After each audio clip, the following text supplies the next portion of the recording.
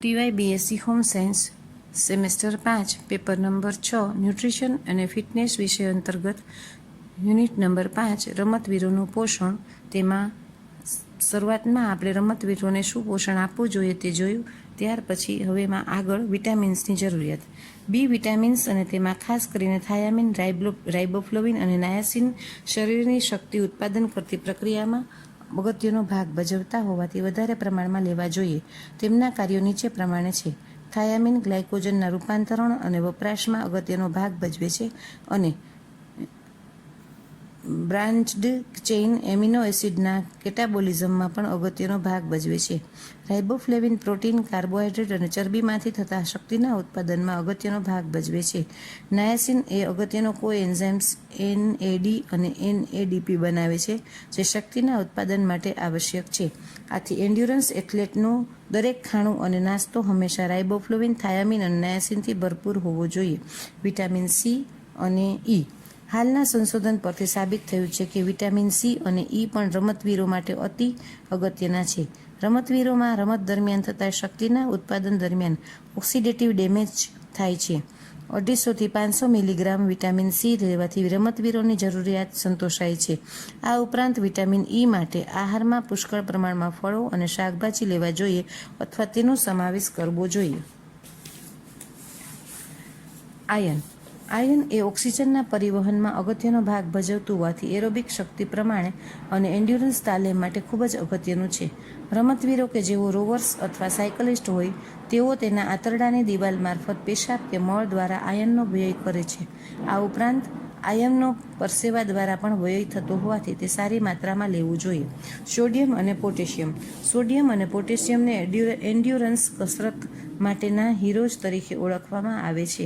લાંબા ગાળાની કસરત દરમિયાન સોડિયમ કે જેનું પ્રમાણ ECFમાં એટલે કે એક્સ્ટ્રા સેલ્યુલર ફ્લુઇડ વધારે હોય છે તથા પોટેશિયમ કે જેનું પ્રમાણ ICF ઇન્ટ્રાસેલ્યુલર ફ્લુઇડ વધારે હોય છે, તેની સાથે મળી આખા શરીરમાં ફ્લુઇડ એટલે કે પ્રવાહીનું બેલેન્સ જાળવવામાં મદદરૂપ થાય છે.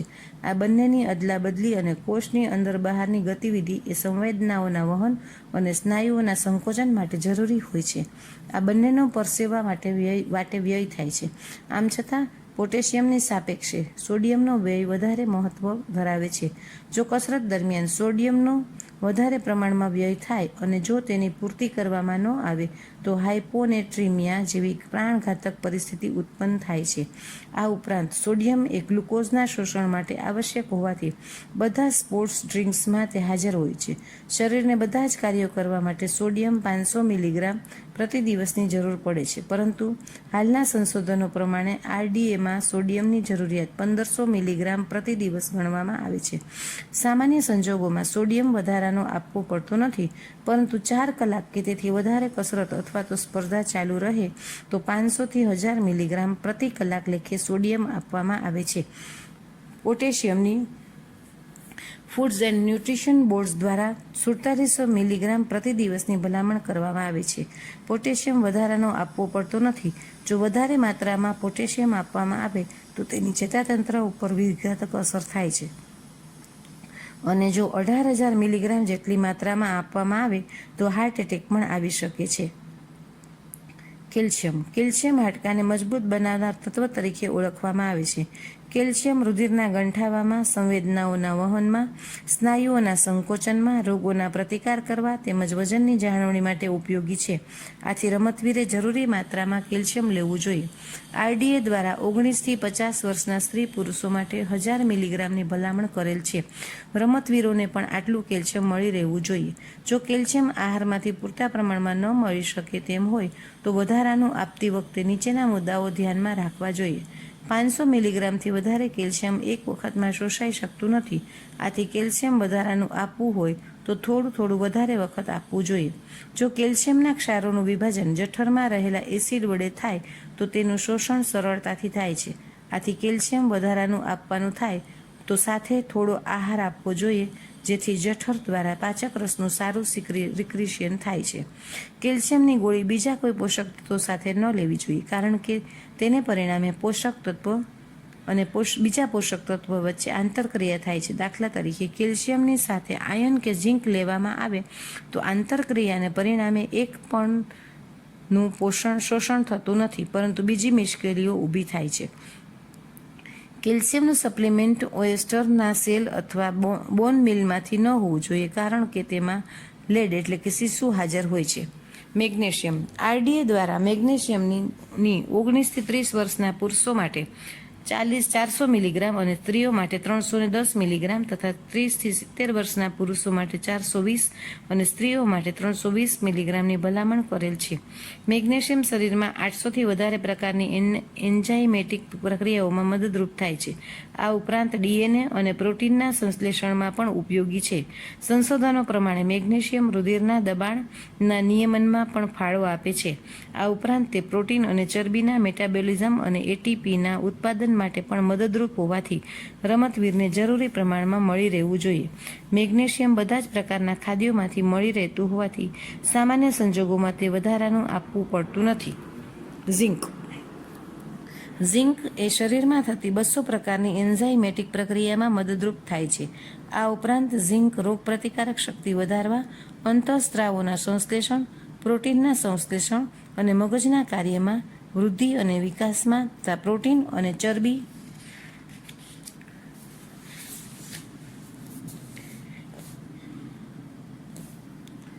કાર્બોહાઈડ્રેટના મેટાબોલિઝમમાં ઉપયોગમાં હોવાથી રમતવીરને જરૂરી પ્રમાણમાં મળી રહેવું જોઈએ.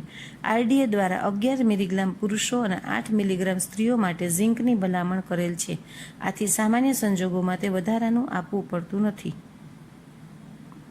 આ ઉપરાંત મેગ્નેશિયમ, ક્રોમિયમ, કોપર, મોલિબ્લેડનમ અને સેલેનિયમનો ચોક્કસ પ્રકારના કાર્યમાં ફાળો હોવાથી રમતવીરે બધા જ મિનરલ્સ આરડીએ પ્રમાણે લેવા જોઈએ, જે સારો અને બેલેન્સ ડાયટ લેવાથી મેળવી શકાય છે. ત્યાર પછી છે ફ્લુઇડ એટલે કે પ્રવાહી. રમતવીરે શરીરમાં રહેલા પાણીનું પ્રમાણ જાળવી રાખવું અતિ અગત્યનું છે, કારણ કે તેના દ્વારા શરીરના તાપમાનનું નિયમન થાય છે અને બ્લડ પ્લાઝમા વોલ્યુમ પણ જળવાય છે. કસરત દરમિયાન શક્તિ ઉત્પન્ન થતી હોવાને કારણે રમતવીરનું પ્રથમ ધ્યેય પોતાનું શરીર ઠંડુ રાખવાનું હોય છે. આ માટે પ્રવાહીનું બાષ્પીભવન થાય છે અને શરીર ઠંડુ રહે છે. આ ઘટનાને આપણે પરસેવા તરીકે ઓળખીએ છીએ. જો પ્રવાહી પરસેવા વાટે વધારે પ્રમાણમાં વહી જાય અને તેની પૂર્તિ કરવામાં ન આવે તો ડિહાઇડ્રેશન થાય છે, જેને પરિણામે શરીરના તાપમાનમાં વધારો થાય છે. શરીરના તાપમાનનો આ વધારો સીધો જ કાર્ડિયોવાસ્ક્યુલર સિસ્ટમ પર પડે છે, કારણ કે તે કસરત દરમિયાન શક્તિના ઉત્પાદનનું કાર્ય કરે છે. આથી આ સિસ્ટમ નબળી પડે છે અને પરફોર્મન્સ પર વિપરીત અસર પડે છે અને ઘણી વખત પ્રાણઘાતક પણ નીવડે છે. રમતવીર દ્વારા પરસેવા તથા પેશાબ વાટે તથા પ્રવાહીના વ્યયની પૂર્તિ કરવા માટે પૂરતા પ્રમાણમાં ફ્લુઇડ લેવું જોઈએ, જેથી કરીને તેના વજનમાં થતો ઘટાડો એ શરીરના કુલ વજનના 2% કરતાં ઓછો રહે. આ માટે દરેક રમતવીરે લગભગ 10-20 મિનિટના અંતરે 200-300 ml પાણી અથવા પ્રવાહી લેવું જોઈએ. આમ છતાં પણ દરેક રમતવીરે આ માટે કસરત દરમિયાન કેટલું ફ્લુઇડ લોસ થાય છે તે જાણવા માટે સ્વેટ ટેસ્ટ આપવાનો જોઈએ. સ્વેટ ટેસ્ટ જુદા જુદા વાતાવરણમાં કરી શકાય તેટલા સાચા પરિણામો મેળવવા જોઈએ. સ્વેટ ટેસ્ટ માટેમાં નીચેની માહિતી મેળવવામાં આવે છે. એમાં કસરત પહેલાં શરીરનું વજન નોંધવામાં આવે છે, કસરત કર્યા બાદ શરીરનું વજન નોંધવામાં આવે છે અને કસરત દરમિયાન કેટલું પ્રવાહી લીધેલ છે તે માપવામાં આવે છે. કસરત દરમિયાન કરેલ પેશાબનું કદ માપવામાં આવે છે અને કસરત માટેનો કુલ સમય નોંધવામાં આવે છે. ફ્લુઇડ લોસની ગણતરી સારી રીતે અને સાચી થઈ શકે તે માટે કસરતનો સમય 1-2 કલાક રાખવામાં આવે છે. આથી પેશાબ દ્વારા થતો ફ્લુઇડ લોસ માપવો પડતો નથી. ઉપર પ્રમાણેની માહિતી મેળવ્યા બાદ નીચે પ્રમાણે પરસેવાનો દર જાણી શકાય છે. કસરત દરમિયાન થતા શરીરના વજનમાં ઘટાડો ગણવો. કસરત દરમિયાન થતા વજનમાં ઘટાડાને પ્રવાહીના કદમાં ફેરવવો. આ માટે વજનના ઘટાડાને 500 થી 750 મિલીગ્રામ વડે ગુણવામાં આવે છે. ચોક્કસ કસરત માટે જરૂરી ફ્લુઇડની ગણતરી કરવી.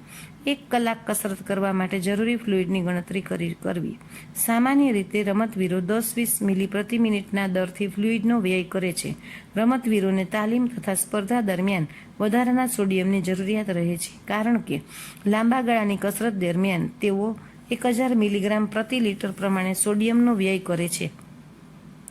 પરિણામે 4 થી 6 કલાક કે તેનાથી વધારે સમય કસરત કરતા રમતવીરોની સોડિયમની જરૂરિયાત 500 થી 1000 મિલીગ્રામ પ્રતિ કલાક પ્રમાણે આપવાની ભલામણ કરવામાં આવી છે.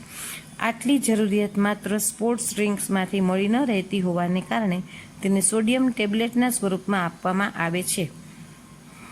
બજારમાં સોડિયમની ટેબ્લેટ 150 મિલીગ્રામથી શરૂ કરીને 1000 મિલીગ્રામ સુધી ઉપલબ્ધ છે. દાખલા તરીકે, એક વ્યક્તિમાં 1.2 માઇલનું 45 મિનિટમાં સ્વિમિંગ કરે છે, ત્યારબાદ 56 માઇલ્સ 3.18 કલાક સુધીમાં સાયકલિંગ કરે છે, તો તે વ્યક્તિ માટે હાઇડ્રેશન પ્લાન અથવા આહાર આયોજન કરો. સૌપ્રથમ ડાયટિશિયન જે તે વ્યક્તિને સ્વેટ ટ્રાયલ આપવાનું કહે છે, જેથી કરીને તેના દ્વારા થતો ફ્લુઇડનો લોસ જાણી શકાય છે. સામાન્ય રીતે રમતવીરો 10-20 મિલી પ્રતિ મિનિટ ફ્લુઇડ લોસ કરતા હોય છે.